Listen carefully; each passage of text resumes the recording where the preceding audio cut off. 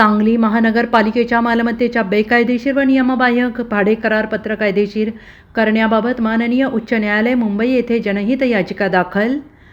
Save Miraj city संघटनेचे संस्थापक अध्यक्ष ॲडव्होकेट श्रीकृष्ण रामचंद्र पोतकुळे यांची माहिती.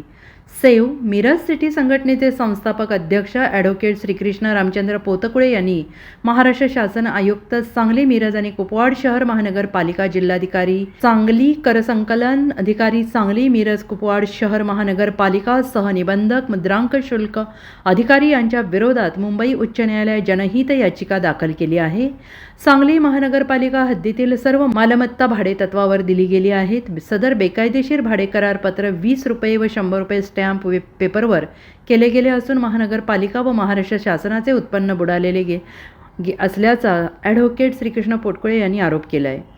सेव्ह मिरज सिटी संघटनामार्फत मुंबई उच्च न्यायालयात सदर विषयी जनहित याचिका दाखल करून महापालिका आणि महाराष्ट्र शासनाचे बुडालेले स्टॅम्प ड्युटीत साधारण 10 ते 15 कोटी व सदर मालमत्तांमध्ये महापालिका स्थापन होऊन आजपर्यंत बाजारभावाप्रमाणे होणारे कायदेशीर भाडे साधारणतः 200 ते 250 कोटी रुपये महानगरपालिकेने वसूल करून महानगरपालिका हद्दीतील सर्व मालमत्ता नियमानुसार व कायदेशीर रजिस्टर करून कायद्याच्या चौकटीमध्ये आणावे अशी मागणी केलेली आहे.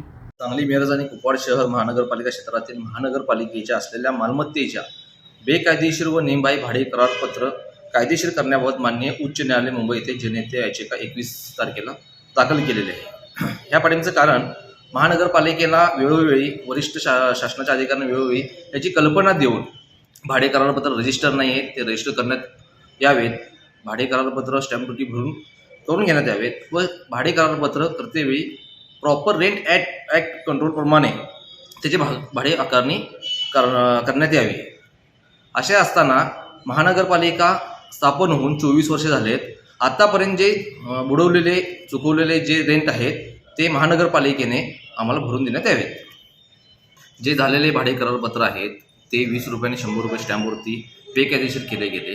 त्यामुळे शासनाचा 240 ते 250 कोटी रुपयाचा महसूल उडलेला आहे. आम्ही वेळोवेळी पाठपुरावा करत असताना मुद्रांक शुल्क अधिकारी यांच्याकडे आम्ही नोटीस पाठवून दिली होती.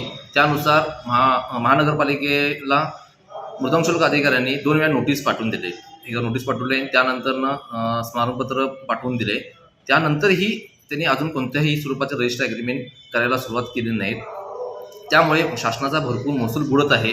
त्यामुळे आम्ही ह्या सर्वांच्या विरोधात मुंबई उच्च न्यायालयामध्ये जनहित याचिका दाखल केलेली आहे. Bureau report SBN Marathi Sangli.